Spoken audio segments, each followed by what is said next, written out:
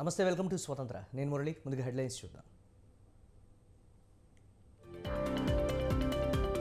ఏపీలో దూకుడు పెంచిన ప్రతిపక్షాలు. ప్రజాగళం పేరుతో టీడీపీ కొత్త కార్యక్రమం.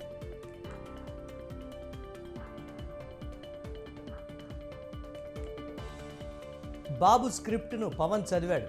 టీడీపీ జనసేనపై వైసీపీ ఫైర్.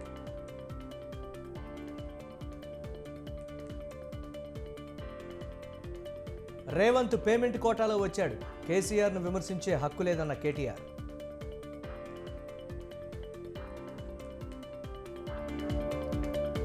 బీఆర్ఎస్ది ముగిసిన అధ్యాయం. తెలంగాణలో తిరుగులేని శక్తిగా ఎదుగుతామన్న లక్ష్మణ్.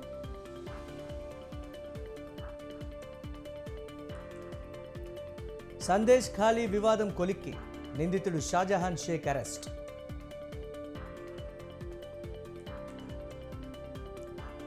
ప్రభుత్వ ఉద్యోగాలకు 2 పిల్లల నిబంధన సమర్థించిన అత్యున్నత న్యాయస్థానం.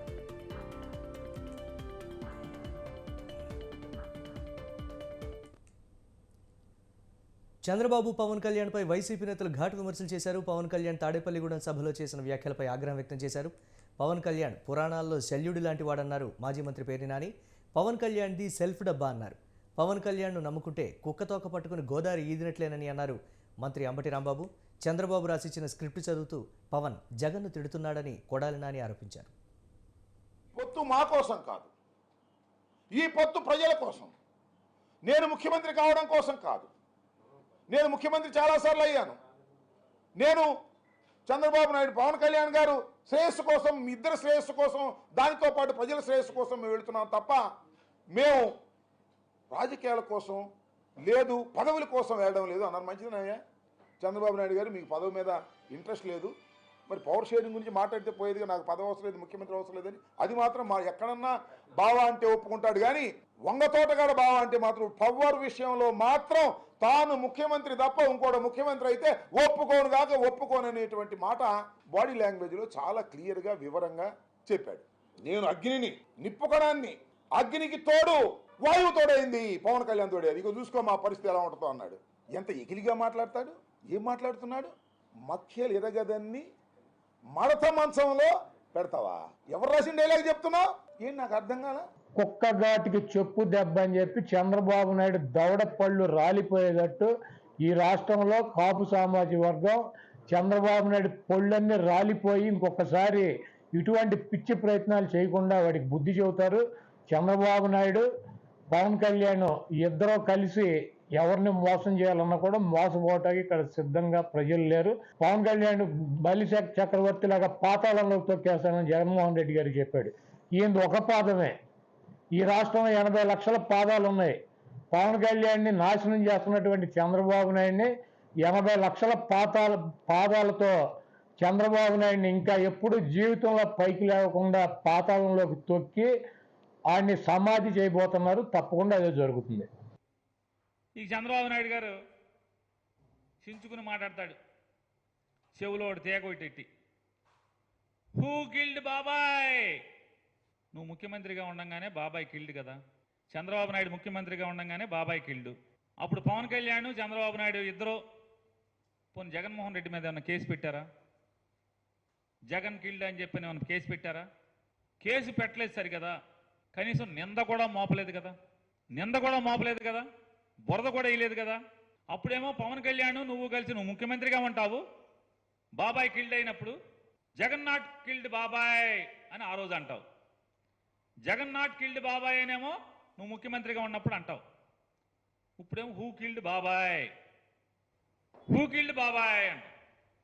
నోరా తాటి పట్టే అది చంద్రబాబు నాయుడు. 75 ఏళ్ళు వయసు వచ్చింది. ఊళ్ళో తాటి చెట్టుకి ఊరి మధ్యలో ఉన్నటువంటి మర్రి చెట్టుకి కూడా వయసు వస్తుంది, కానీ మనం మనుషులం కదా. ఏపీ రాజకీయ రాజధాని విజయవాడలో రాజకీయాలు హాట్గా సాగుతున్నాయి. అధికార వైసీపీ, ప్రతిపక్ష టీడీపీ, జనసేన కూటమి ప్రచారం వేడందుకుంది. అడుగడుగునా కటౌట్లు, ఫ్లెక్సీలు దర్శనమిస్తున్నాయి. ఎన్టీఆర్ జిల్లా మైలవరం టీడీపీ టికెట్ పంచాయతీ మాత్రం ఓ కొలిక్కి వచ్చే పరిస్థితి కనిపించడం లేదు. రాజకీయ హేమాహేమీలు దేవినేని ఉమామహేశ్వరరావు, వసంత కృష్ణప్రసాద్లలో ఎవరు పోటీ చేస్తారో, ఎవరికి మొండి చేయి చూపుతారో అర్థం కాక కార్యకర్తలు పరేషాన్లో ఉన్నారు. పార్టీ జిల్లా ఉపాధ్యక్షుడు బొమ్మసాని సుబ్బారావు కూడా మైలవరం టికెట్ ఆశిస్తూ ఉండడంతో గోదాలో ఎవరు దిగుతారో చూడాలి.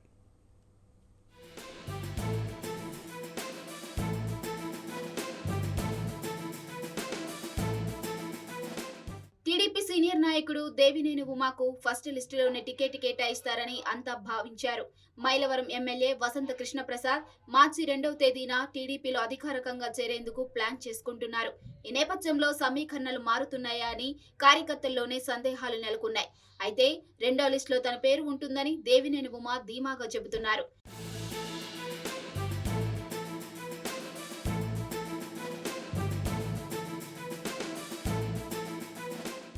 కమ్మ సామాజిక వర్గంలో మెజార్టీ నేతలు వసంత కృష్ణ ప్రసాద్ కు జై కొడుతుంటే బీసీ ఎస్సీ సామాజిక వర్గ నేతలు మాత్రం దేవినేని ఉమామహేశ్వరరావుకు అండగా ఉన్నట్లు తెలుస్తుంది.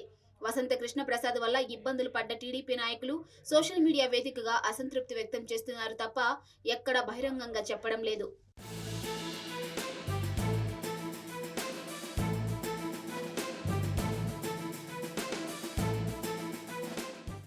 తెలుగుదేశం టికెట్ గ్యారంటీగా వస్తుందన్న పూర్తి నమ్మకంతో ఉన్న వసంత కృష్ణ ప్రసాద్ చాపకంది నీరులా తన వ్యూహరచన చేస్తున్నారు. ఇబ్రహీంపట్నంలో టీడీపీ ముఖ్య నాయకుడు, రెడ్డిగూడెంలో మరో ప్రముఖ నాయకుడు, మైలవరం జీకొండూరు మండల నాయకుల ద్వారా తన రాజకీయ చిత్రతను ప్రదర్శిస్తున్నారు. వైసీపీలో తన మద్దతుదారులను సంప్రదిస్తూ మద్దతు కూడగట్టుకుంటున్నారు.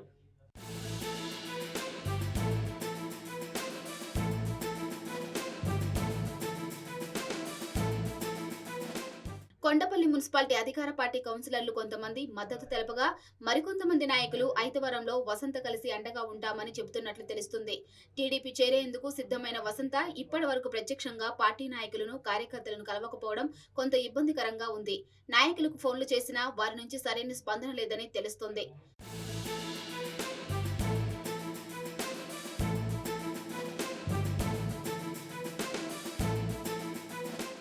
సీనియర్ రాజకీయవేత్త వసంత నాగేశ్వరరావు కూడా కొడుకుకు మద్దతుగా కూడా చర్చలు జరుపుతున్నా వారి నుంచి స్పందన లేదనే వాదనలు వినిపిస్తున్నాయి. ప్రతికూల పరిస్థితులు ఉన్నా వసంత మాత్రం మైలవరం నుంచే పోటీ చేస్తానని తనను కలిసి వైసీపీ, టీడీపీ నాయకులకు కుండ బద్దలు కొట్టినట్లు చెబుతున్నారు. మరోవైపు దేవినేని ఉమా మాత్రం తనకు ఉన్న అన్ని దారుల నుంచి పట్టు వదలని విక్రమార్కుల్లా ప్రయత్నాలు కొనసాగిస్తూనే ఉన్నారు. మైలవరం నుంచి వసంత పోటీ చేస్తాడా లేక ఉమా పోటీ చేస్తాడనే విషయం 2-3 రోజుల్లో క్లారిటీ వచ్చే అవకాశం ఉంది.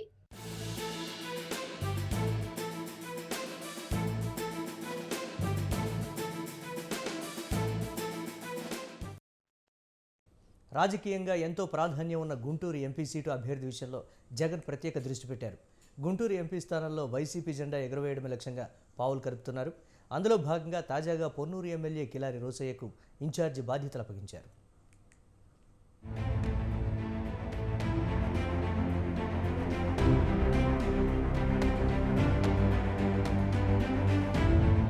వచ్చే ఎన్నికల్లో 175 అసెంబ్లీ సీట్లు, 25 పార్లమెంట్ స్థానాలు గెలవడమే లక్ష్యంగా సీఎం జగన్మోహన్ రెడ్డి అభ్యర్థుల ఎంపికపై కసరత్తు చేస్తున్నారు.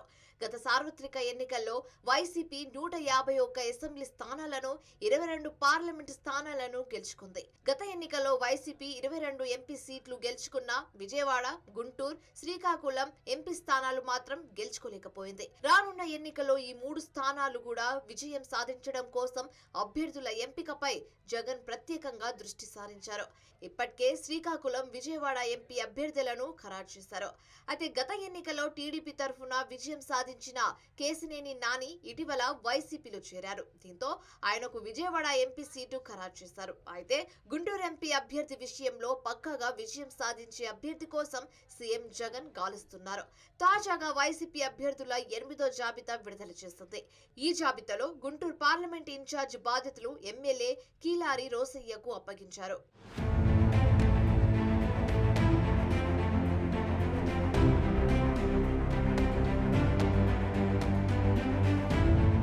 గుంటూరు పార్లమెంట్ సీట్ కు బలమైన అభ్యర్థిని వెతుకుతున్నారు సీఎం జగన్. గత ఎన్నికల్లో గుంటూరు నుంచి వైసీపీ అభ్యర్థిగా ముదుగుల వేణుగోపాల్ రెడ్డి పోటీ చేశారు. ఆ ఎన్నికల్లో వైసీపీ అభ్యర్థి వేణుగోపాల్ రెడ్డి ఓడిపోయారు. టీడీపీ నుంచి పోటీ చేసిన గల్లా జయదేవ్ విజయం సాధించారు. ఎన్నికల్లో ఓటమి అనంతరం వేణుగోపాల్ రెడ్డి సైలెంట్ అయిపోయారు. ఆ తర్వాత జగన్ కూడా ఎవరికి ఇన్ఛార్జ్ బాధ్యతలు ఇవ్వలేదు. ఇక ఎన్నికలు దగ్గర పడుతున్న తరుణంలో యువకుడు, ప్రముఖ క్రికెటర్ అంబటి రాయుడును వైసీపీ తెరపైకి తీసుకొచ్చింది. అంబటి రాయుడు గుంటూరు ఎంపీగా పోటీ చేస్తారంటూ ప్రచారం చేసింది. అంబటి రాయుడు కూడా అధికారికంగా వైసీపీ కండువా కప్పుకున్నారు. అయితే ఆ తర్వాత గుంటూరు ఎంపీగా పోటీ చేయాలంటూ నరసరావుపేట ఎంపీగా ఉన్న లావు శ్రీకృష్ణదేవరాయలుకు సీఎం జగన్ సూచించారు. దీంతో మనస్తాపం చెందిన అంబటి రాయుడు వైసీపీకి గుడ్ బై చెప్పారు.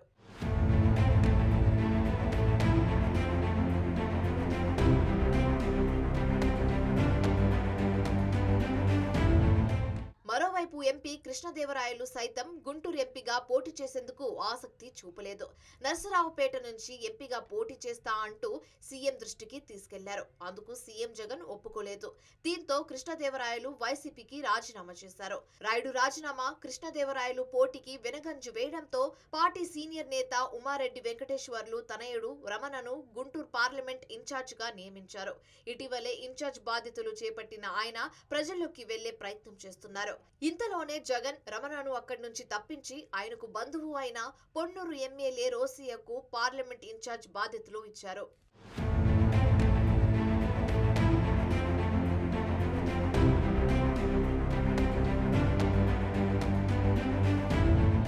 గుంటూరు ఎంపీగా మంగళగిరి ఎమ్మెల్యే ఆర్కే పోటీ చేస్తారనే ప్రచారం కొద్ది రోజులుగా జరుగుతుంది.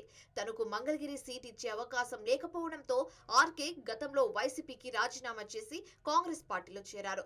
తాజాగా మళ్లీ ఆయన వైసీపీలో చేరారు. ఎన్నికల సమయం దగ్గర పడుతున్న నేపథ్యంలో చివరకు గుంటూరు ఎంపీ అభ్యర్థి ఎవరు అవుతారనే క్లారిటీ రావాలంటే కొంతకాలం ఆగాల్సిందే.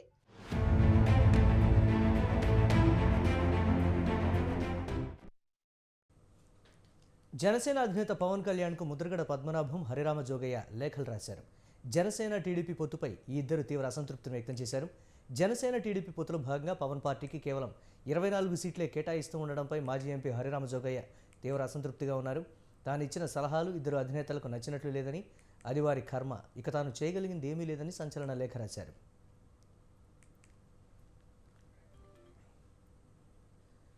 మరోవైపు పవన్ కళ్యాణ్కు కాపు ఉద్యమ నేత ముద్రగడ పద్మనాభం లేఖ రాశారు. జనసేన విడుదల చేసిన ఫస్ట్ లిస్టుపై ఆయన స్పందించారు. పొత్తులో భాగంగా 80 సీట్లు, 2.5 సంవత్సరాల సీఎం పదవి అడగాల్సి ఉందని ముద్రగడ తెలిపారు. కానీ అలాంటి సాహసం పవన్ చేయకపోవడం బాధ కలిగిస్తోందన్నారు.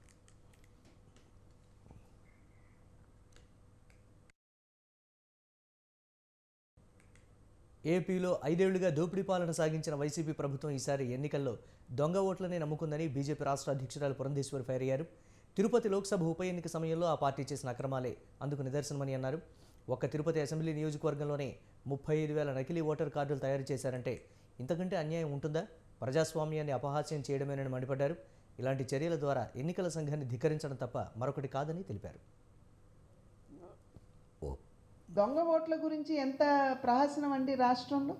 ఎపిక్ కార్డ్స్ ఇక్కడ ఉన్నటువంటి అధికారులతోటి కుమ్మక్కయ్యి ఎపిక్ కార్డ్స్కి సంబంధించి ఆ పాస్వర్డ్, ఆ యూజర్ నేమ్ తీసుకుని ఓటర్ లిస్ట్ డౌన్లోడ్ చేసుకుని ఏ బూతుల్లో ఎవరు ఉండరు ఎన్నికల సమయానికి, చనిపోయిన వాళ్ళు ఎంతమంది, లేకపోతే విదేశాల్లో ఉన్న వాళ్ళు ఎంతమంది, లేదా ఇతర రాష్ట్రాల్లోనూ ఇతర ప్రాంతాల్లోనూ ఉండి ఓటు వేయడానికి రానటువంటి వారెవరు, ఒక్క తిరుపతి నియోజకవర్గంలో, అసెంబ్లీ నియోజకవర్గంలో 35,000 ఫేక్ ఓటర్ కార్డ్స్ తయారు చేశారంటే అసలు ఇంతకంటే అన్యాయం ఉంటుందా? ప్రజాస్వామ్యాన్ని అపహాస్యం చేయటం ఇది, ఈసీఐని ఛాలెంజ్ చేయటం. కనుకనే వెంటనే మనం రుజువులతో పాటు ఎప్పుడైతే మనం ఉత్తరం రాయడం, వారిని కలవడం, ఆ రుజువును కూడా వారికి ఇచ్చాము పెన్ డ్రైవ్లో, వారు అవన్నీ కూడా చూసుకుని చీఫ్ ఎలక్షన్ కమిషనర్ గారు వారు ప్రక్రియ ఆల్రెడీ స్టార్ట్. మేము మేడిగడ్డ వెళ్తుంటే వాళ్ళు పాలమూరు పోతామంటున్నారని, సిల్లీ రాజకీయాలు చేస్తున్నారంటూ మాజీ మంత్రి బీఆర్ఎస్ వర్కింగ్ ప్రెసిడెంట్ కేటీఆర్ అన్నారు. మేడిగడ్డ రిపేర్లు చేయమంటే చేయట్లేదని, మార్చి 31లోపు రిపేర్ చేసి నీళ్లు ఇవ్వకుంటే చాలా ఇబ్బందులు వస్తాయని ఆయన పేర్కొన్నారు. మీరు చేయలేకపోతే మాకివ్వండి, మేము చేసి చూపిస్తామని కేటీఆర్ అన్నారు. మీకు చేత కాకపోతే దిగిపోండి, హరీష్ రావు చెప్పినట్లు నీళ్లు ఎత్తిపోసి చూపిస్తామని ఆయన వ్యాఖ్యానించారు. రైతు భరోసా స్టార్ట్ చేయి, 70 లక్షల రైతుల ఖాతాల్లో డబ్బులే నేను కూడా అడగవచ్చు. మగాడివి అయితే మహాలక్ష్మి స్టార్ట్ చేయి, 1,67,00,000 మంది ఆడబిడ్డలు ఉన్నారు, నెలకు 2,500 ఇస్తానన్నాం, స్టార్ట్ చేయి, నేను కూడా అడగవచ్చు. కానీ నేను ఇవన్నీ ఏమనట్లేదు. ఒక్క సీట్ అయినా గెలవము అనే మాట మాట్లాడే కదా. నీకు నిజంగానే దమ్ముంటే రేవంత్ రెడ్డి గారు, నేను సవాల్ చేస్తా ఉన్నా, నేను నా సిరిసిల్ల ఎమ్మెల్యే పదవికి రాజీనామా చేసి వస్తా. నువ్వు నీ ముఖ్యమంత్రి పదవికి, కొడంగల్ ఎమ్మెల్యే పదవికి రాజీనామా చేసిరా. నీ సిట్టింగ్ సీటు మల్కాజ్గిరిలో ఇద్దరం కొట్లాడదాం. ఆ ఒక్క సీట్లోనే తేల్చుకుందాం. ఈ రాష్ట్రం అంతా అతలాకుతలం చేయాల్సిన అవసరం లేదు. ఆ ఒక్క సీట్లోనే నేను వస్తాను మా పార్టీ తరఫున, నీ తరఫున నూరా, నీ కాంగ్రెస్ పార్టీ తరఫున. అక్కడ తప్పకుండా తేల్చుకుందాం. ఎందుకంటే ఒక్క సీటు గెలవను అని మాట్లాడుతున్నాం. మరి నీ మల్కాజ్గిరి పార్లమెంట్ సీట్లో అసలు ఎన్ని ఎమ్మెల్యేలు గెలిచింది కాంగ్రెస్ పార్టీ? గుండుస్తున్నా. ఎంతమంది కార్పొరేటర్లు గెలిచారు నీ మల్కాజ్గిరి పార్లమెంట్ పరిధిలో? కాబట్టి గెలుపు ఓటములు అనే వాటిని పట్టుకొని దాన్ని ఎక్కువగా ఊహించుకొని తన శక్తి సామర్థ్యాలు తాను ఎక్కువగా ఊహించుకొని ఇవాళ మాట్లాడుతున్న రేవంత్ రెడ్డి గారికి నిజంగానే ధైర్యం ఉంటే, నిజంగానే దమ్ము ఉంటే, తెగువ ఉంటే నువ్వురా కొడంగల్ ఎమ్మెల్యే పదవికి రాజీనామా చేయి, ముఖ్యమంత్రి పదవికి రాజీనామా చేయి. మన మల్కాజ్గిరిలో నీ పార్టీ అభ్యర్థిగా నువ్వురా, నేను కూడా నా ఎమ్మెల్యే పదవికి రాజీనామా చేసి నేను కూడా వస్తాను, అక్కడే తెచ్చుకుంటాను. సిడబ్ల్యూసీ మెంబర్ వంశీచంద్ రెడ్డి మాజీ ముఖ్యమంత్రి కేసీఆర్కు సవాల్ విసిరారు. మహబూబ్ నగర్ ఎంపీగా వచ్చే ఎన్నికల్లో పోటీ చేయాలని అన్నారు. కేసీఆర్ తన సవాల్ను స్వీకరించాలని చెప్పారు. పాలమూరుకు కేసీఆర్ వెన్నుపోటు పొడిచారని ఆయన ఆరోపించారు. నియామకాలు పాలమూరు జిల్లా ప్రజలకు రాలేదు, కానీ కేసీఆర్ కుటుంబ సభ్యులకు వచ్చాయని అన్నారు. పాలమూరుని సస్యశ్యామలం చేసినామని మీరు చెప్తున్నారు, పాలమూరుకి అన్యాయం చేసినని నేను చెప్తున్నా. మీరు కరెక్టా? మీరు చెప్పింది కరెక్టా? నేను చెప్పింది కరెక్టా? పాలమూరు ప్రజాక్షేత్రంలో తేల్చుకుందాము. దమ్ముంటే నిజంగా మీరు ఏదైతే చెప్తున్నారో పాలమూరు నిజంగా సస్యశ్యామలం చేస్తామని చెప్తే ప్రజలందరూ మీకే కదా రేపు ఓట్లు వేసేది. రా, ఎలక్షన్లో తేల్చుకుందాము. దమ్ముంటే కేసీఆర్ మహబూబ్ నగర్ పార్లమెంట్ స్థానం నుంచి పోటీ చేయాలని నేను సవాల్ చేస్తున్నా. ఇదే రిఫరెండం. నువ్వు కరెక్టా? నేను కరెక్టా? మీరు మాట్లాడే దాంట్లో నిజముందా? నేను మాట్లాడే దాంట్లో ధర్మం ఉందా అనేది రేపు మహబూబ్ నగర్ లోక్సభ ఎన్నికల్లో నువ్వు పోటీ చెయ్యి, అదే రిఫరెండంగా భావిస్తాము. ఒకవేళ ఆ ఎన్నికల్లో అదే రిఫరెండం కేసీఆర్ భరతం మొత్తం కూడా, కేసీఆర్ బండారం మొత్తం కూడా ఆ ఎన్నికల్లో బయట పెడతాము. మా సవాల్ని స్వీకరించాలని కేసీఆర్ని పాలమూరు ప్రజల తరపున. మాజీ సీఎం కేసీఆర్పై మంత్రి పొంగులేటి శ్రీనివాసరెడ్డి ఘాటు విమర్శలు చేశారు. కేసీఆర్ కాళేశ్వరం ప్రాజెక్టును బ్రహ్మాండంగా కట్టామని గొప్పలు చెప్పుకున్నారని అన్నారు. కాళేశ్వరంలో ఎంత తిన్నారో లెక్కలు చెప్పాల్సి వస్తుందని కేసీఆర్ అసెంబ్లీకి రాలేదన్నారు. ధరణి పేరుతో కల్వకుంట్ల కుటుంబం చేసిన భూ కబ్జాలపై చర్యలు తీసుకొని కేసీఆర్ అండ్ కో స్వాధీనం చేసుకున్న మొత్తం భూమిని వెనక్కు లాక్కుంటామని అన్నారు. 10 ఏళ్లు నిరంతరాయంగా దోపిడీకి పాల్పడి ధనిక రాష్ట్రాన్ని అప్పుల పాలు చేసిన కల్వకుంట్ల కుటుంబాన్ని రాజకీయంగా ఉరితీయాలని అన్నారు. మన సొమ్ముని దాచుకున్నారు. గత ప్రభుత్వం చేసిన కార్యక్రమాలని అసెంబ్లీ సాక్షిగా 3 అంశాల మీద వారు చేసిన తప్పుల్ని మీ ముందు ఉంచి చూపించడం జరిగింది. అందుట్లో మొదటిది ఆర్థిక పరమైంది. ఈ ఆర్థిక పరమైన దాంట్లో ఎత్తుల కోసం పోయి, గొప్పల కోసం పోయి, అభివృద్ధి అంటే కలెక్టరేట్లు కట్టాం, ప్రగతి భవన్ కట్టాం, సెక్రటేరియట్ కట్టామని చెప్పారు. అభివృద్ధి అంటే మీరు నివసించడానికి కట్టుకునే అద్దాలు మేడలు కాదు. అభివృద్ధి అంటే సామాన్యుడికి, పేదవాడికి నివసించడానికి నువ్వు ఎన్ని డబుల్ బెడ్రూమ్లు కట్టావురా అంటే ముఖము. గత 10 సంవత్సరాలుగా తెలంగాణలో నిరుద్యోగుల బాధ వర్ణనాతీతం. ఉద్యోగ నోటిఫికేషన్ కోసం ఏళ్లుగా ఎదురుచూపులు. తాజాగా కాంగ్రెస్ ప్రభుత్వం నిరుద్యోగ అభ్యర్థులకు గుడ్ న్యూస్ చెప్పింది. 11,062 డిఎస్సి పోస్టులకు నోటిఫికేషన్ విడుదల చేసింది.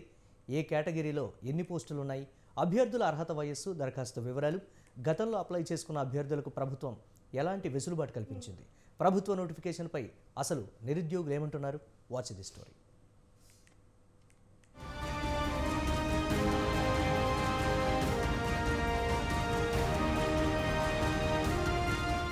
గవర్నమెంట్ టీచర్ అవ్వాలనుకునే అభ్యర్థులకు తెలంగాణ ప్రభుత్వం గుడ్ న్యూస్ చెప్పింది. అధికారంలో రాగానే మెగా డిఎస్సిని విడుదల చేస్తామన్న కాంగ్రెస్ 11,000 పోస్టులతో డిఎస్సి నోటిఫికేషన్ విడుదల చేసింది. గత ఏడాది బీఆర్ఎస్ ప్రభుత్వం ఇచ్చిన 5,089 నోటిఫికేషన్లను రద్దు చేసి మరో 5,900 పోస్టులను కలిపి మొత్తం 11,062 పోస్టులకు కాంగ్రెస్ ప్రభుత్వం నోటిఫికేషన్ ఇచ్చింది.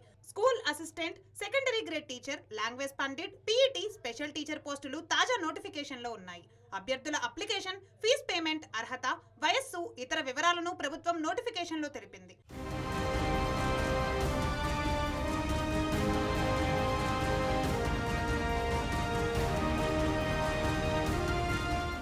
కాంగ్రెస్ ప్రభుత్వం ఏర్పాటైన తర్వాత మొదటిసారి టీచర్ పోస్టులకు సీఎం రేవంత్ రెడ్డి నోటిఫికేషన్ విడుదల చేశారు. 11,000 టీచర్ ఉద్యోగాల్లో 6,508 secondary grade teacher, 2,069 school assistant, 182 PET, 727 language Pandit, 1,016 special teacher పోస్టులు ఉన్నాయి.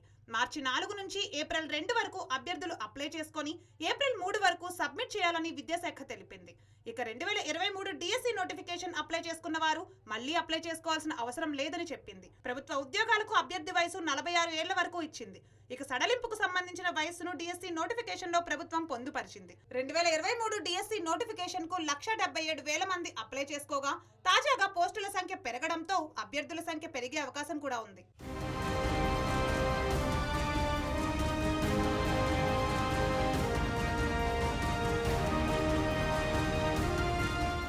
ప్రభుత్వం విడుదల చేసిన ఉపాధ్యాయ ఉద్యోగాలు అభ్యర్థులకు ఊరటనిచ్చినా తాము ఆశించిన స్థాయిలో నోటిఫికేషన్ విడుదల కాలేదని అభ్యర్థుల అభిప్రాయం వ్యక్తం చేస్తున్నారు. గత ప్రభుత్వం ఇచ్చిన లెక్కల ప్రకారం రాష్ట్ర ప్రభుత్వ స్కూళ్లలో 1,22,386 పోస్టులు ఉన్నాయి. వాటిల్లో 1,03,343 మంది ఉపాధ్యాయులు పనిచేస్తున్నారు. అంటే 19,000 ఉపాధ్యాయ పోస్టులు ఖాళీగా ఉన్నాయని తేలింది. వీటిలో 15,000కు పైగా ఉద్యోగాలకు నోటిఫికేషన్ వస్తుందని అభ్యర్థులు ఆశించారు. 2017లో చివరిగా డిఎస్సి నోటిఫికేషన్ రాగా 7 ఏళ్ల తర్వాత మళ్లీ డిఎస్సి నోటిఫికేషన్ వచ్చింది. దీంతో అభ్యర్థులు కాస్త ఎక్కువ ఉద్యోగాలను ఆశించారు. అయితే దీనిపై స్పందించిన అధికారులు టీచర్ల ప్రమోషన్లకు సంబంధించిన అంశం కోర్టు పరిధిలో ఉందని, మరిన్ని ఖాళీల భర్తీకి కొంత సమయం పట్టే అవకాశం ఉందన్నారు.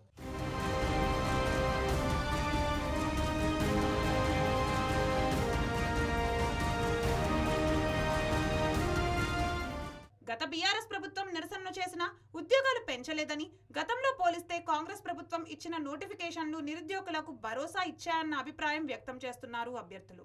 ప్రతి సంవత్సరం జాబ్ క్యాలెండర్ విడుదల చేస్తూ ఎలాంటి అవకతవకలు లేకుండా పరీక్షలు నిర్వహించాలని కోరుతున్నారు.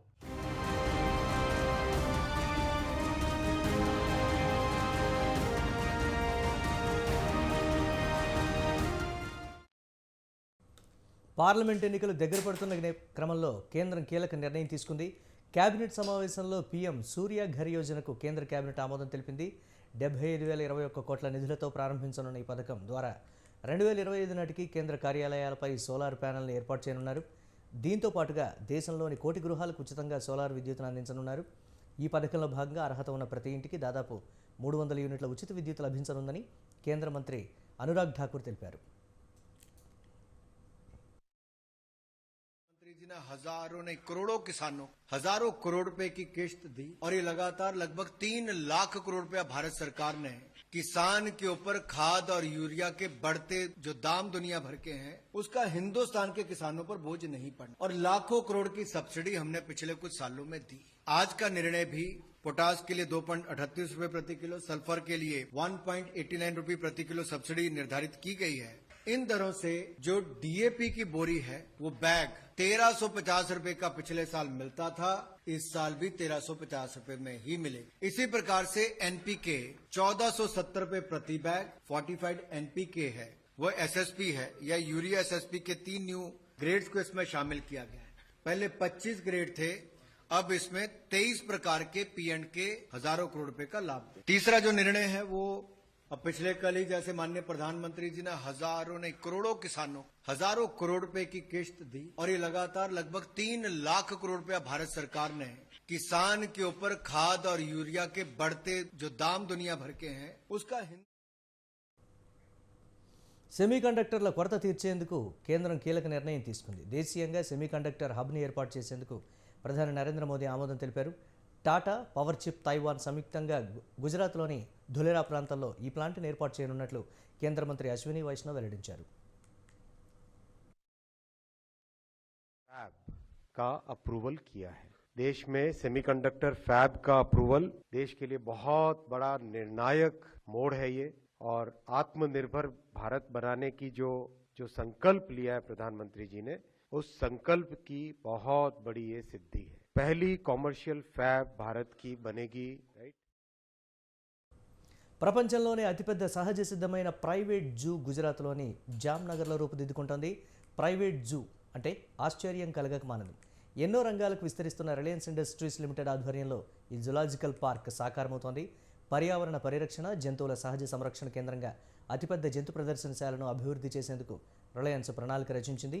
దీనిని Greens zoological rescue and rehabilitation కింగ్డమ్గా వ్యవహరిస్తున్నారు. రిలయన్స్ జూకు 1 తారగా నామకరణం చేశారు.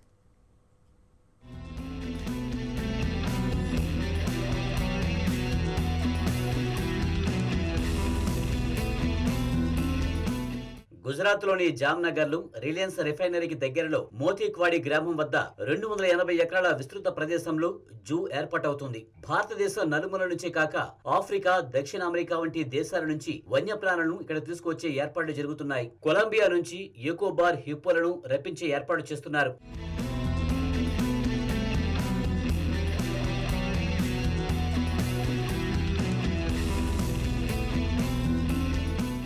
Greens zoological rescue and Rehabilitation Kingdom కు అన్ని విధాల అనుమతులు లభించాయి. దీనిని 2019 ఫిబ్రవరి 12న సెంట్రల్ జూ అథారిటీ ఆమోదించింది. 2020లో గుజరాత్ ప్రాంతంలో అడవి నుంచి పట్టుబడిన 12 చిరుతలను మొదట జూకు తరలించారు. అలాగే మహారాష్ట్ర గడ్చిరోలిలోని కమలాపూర్ ఏనుగుల శిబిరంలో 16 ఏనుగులను ఈ రిహాబిలిటేషన్ కింగ్డమ్ కు పంపాలని నిర్ణయించాయి. మహారాష్ట్ర అటవీ శాఖ ఇటీవల పర్యావరణ, అటవీ, వాతావరణ మార్పుల మంత్రిత్వ శాఖకు చెందిన ప్రాజెక్ట్ ఎలిఫెంట్ విభాగం నుండి ఈ మేరకు అనుమతి పొందింది. 1992లో స్థాపించబడిన ప్రాజెక్ట్ ఎలిఫెంట్ స్వేచ్ఛాయుత ఆసియా ఏనుగుల వన్యప్రాణుల నిర్వహణ కోసం రాష్ట్రాలకు సాంకేతిక, ఆర్థిక మద్దతును అందిస్తుంది.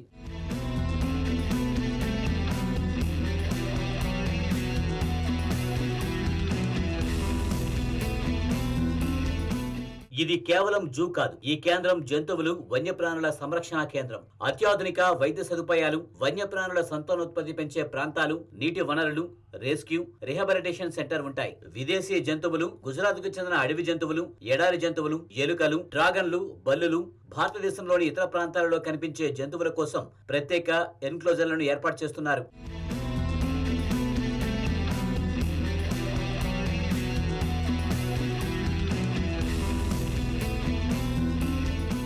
విదేశీ జంతువులలో జిరాఫీ, జీబ్రా, ఉష్ట్రపక్షి, కంగారు, తెల్ల ఖడ్గమృగం, ఆఫ్రికన్ సింహం, ఆఫ్రికన్ ఏనుగు, చిరుత, జాగ్వార్, పిగ్మీ హిప్పో, చింపాంజీలు, గొరిల్లాలు, కొమోడో డ్రాగన్లు, ఆకుపచ్చ, పసుపు అనకొండలు వంటి వాటికి ఇక్కడ స్థానం కల్పిస్తారు.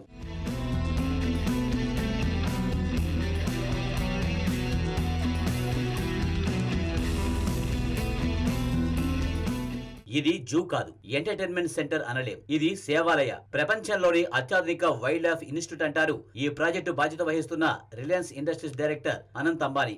అంతరించిపోతున్న జంతువులను రక్షించేందుకు ఏర్పడిన సంస్థ అన్నారు. అస్వస్థతకు గురైన జంతువులను రక్షించి, పోషించి, కోలుకున్న తర్వాత వాటి స్వస్థలానికి చేర్చే సంస్థగా కూడా దీనిని తీర్చిదిద్దనున్నట్లు తెలిపారు అనంత్ అంబానీ.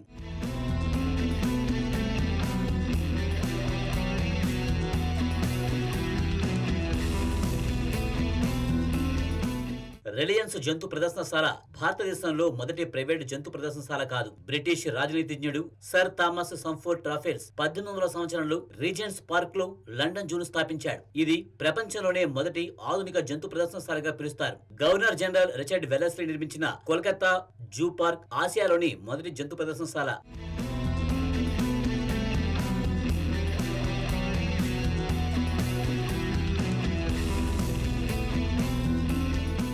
ప్రస్తుతం దేశంలో జంతు ప్రదర్శనశాలల పరిస్థితి చాలా దుర్భరమైన స్థితిలో ఉన్నాయి. ఆ జంతు ప్రదర్శనశాలల్లో ఉన్న సమస్యలను అధ్యయనం చేసి అలాంటి లోపాలకు తావులేని విధంగా రిలయన్స్ జూ సిద్ధమవుతుంది. 1-2 ఈ జంతు ప్రదర్శనశాల పూర్తి స్థాయిలో అందుబాటులోకి వస్తుంది. ప్రపంచంలోని అత్యంత ధనికులలో ఒకడైన ముఖేష్ అంబానీ సంస్థ చేపట్టిన ఈ మహత్తర ప్రాజెక్ట్ సమర్థవంతమైన నిర్వహణలో గొప్ప జూగా నిలుస్తుందని ఆశిద్దాం.